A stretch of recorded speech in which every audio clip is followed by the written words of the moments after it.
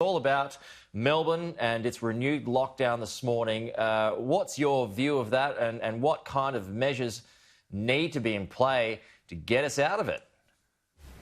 Yeah, well, in terms of getting us out of it, good morning to you. It's obviously a health way of getting out of us in terms of where we get there. Economically, though, and what needs to occur is, again, the assistance packages that we've currently seen from the government obviously will extend. Tomorrow's National Cabinet meeting will be absolutely key to how all of this plays and transpires. We've already seen rumours with regards to what's coming out yesterday, Josh Frydenberg, and also Dan T. And I'd highlight that probably the base point, the fact that he has talked about extending childcare payments, particularly into Victoria. It's obviously not the same, though, and I think that needs to also be pointed out. It's not the same as what was originally put in place for the first 6 months. It will be different. It's the gap payment, and I think that's what is likely to come out of this, is that there will be special circumstances for Victoria, particularly for Metro Melbourne and Mitchell Shire, and they will be a little bit different. They will be clearly targeted, but it'll be more around the ideas. Instead of having some form of lump sum wage subsidy, it'll probably be more support packages in terms of how it looks. It'll be looking at supporting those that most need it, and possibly even looking at having the ability to maybe scale it, depending obviously on your overall situation, therefore bringing in assets and asset allocation scenarios into it, because that seems to be what they're doing. They've had enough time to now actually arrange programs. Obviously, JobKeeper was put in an incredibly rapid rate to what normally is a very slow-moving ship, which is public sector.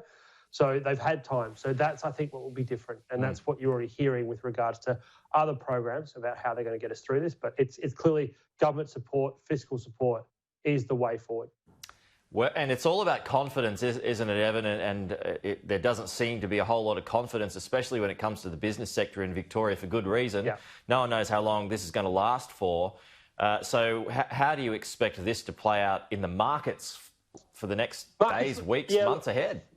Markets have been interesting, and this has been a debate probably almost since this whole started, is that if you look at markets, inverted commas, particularly equities, they have looked through this. And again, probably the best argument I've heard around this is that when you look at the market, listed companies have the ability to get access to capital, the ability to get access to really strong liquidity, have operations that can withstand these scenarios, GFCs, COVID-19, all those kind of scenarios at a much, much higher level and a much, much better level, unfortunately, than your private enterprise, your small and medium startup, your mum and dad corner store.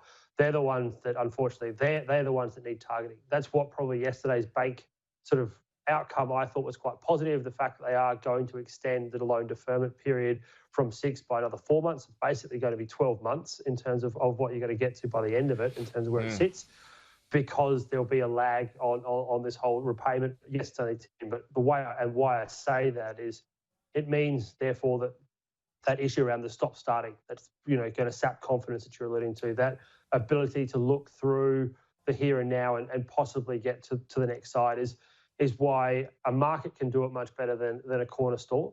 But the banks, therefore, that's where they come into play here. Being able to postpone your business loans, your business repayments, will just give that corner store that little bit extra ability to get through it. Don't get me wrong, it's incredibly hard and tough.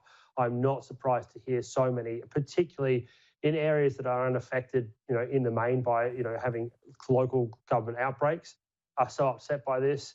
They know how to get through it. That's the only thing I'd probably other say, and I'm not trying to be sort of, standoffish about this at all. They know how to get through this. It's going to be really painful. There's no doubt about that, but they can do it. We have seen them do it.